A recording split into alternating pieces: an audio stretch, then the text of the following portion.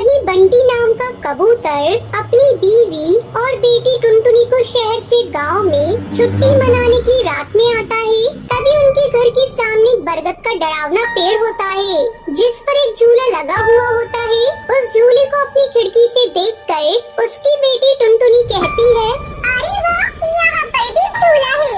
अब तो मैं झूले पर झूलूंगी। पापा देखो ना, यहाँ पर झूला है, मुझे झूले पर लेकर चलो ना। नहीं बेटा, गांव में रात के समय बाहर नहीं निकलना चाहिए। पर टुनटुनी उसकी बात नहीं मानती और रात में सबके सो जाने के बाद उस झूले पर झूलने आती है। अरे वाह, कितना मजा आ रहा है झूला झूलकर। ये कहकर वो उठने की कोशिश करती है, लेकिन वो उठ नहीं पाती। अरे ये क्या हो रहा है? मैं उठ क्यों नहीं पा रही हूँ? माँ, पापा बचाओ मुझे, बचाओ माँ।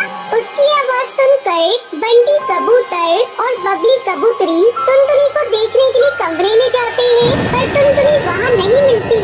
तभी दोनों झूले के पास टुनटुनी को बेहोश देखते हैं।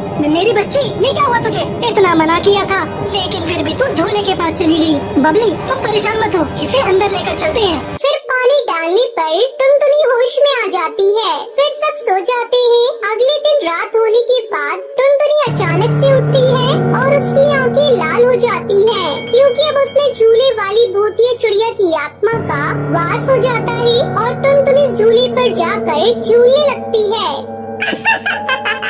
किसी को नहीं छोड़ूंगी, सब मरेंगे, कोई नहीं बचेगा यहाँ पर।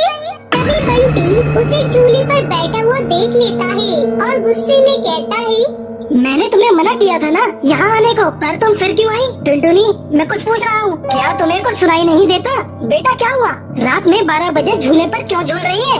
ये सुनते ही भूतिया टूनी चिड़िया की आत्मा बंटी कबूतर को मारने लगती है। क्या है? क्यों मुझे परेशान कर रहे हो?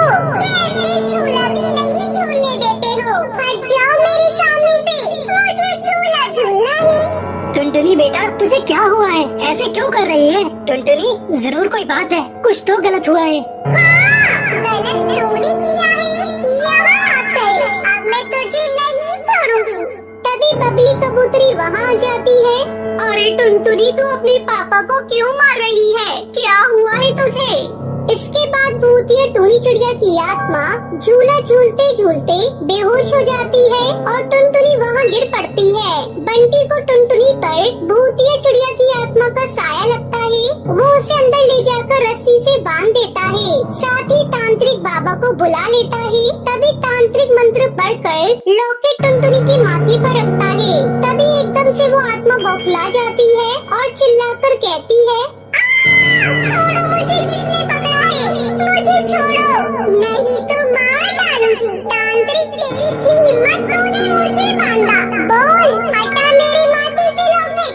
तांत्रिक के मंत्र पढ़ते ही भूतिया चिड़िया की आत्मा की शक्तियाँ कमजोर हो जाती है और वो चिल्ला उठती है और साथ ही आसपास की सारी चीजों को तोड़ने फोड़ने लगती है। भूतिया चिड़िया की आत्मा, तू क्या समझती है? एक तू ही शक्तिशाली है।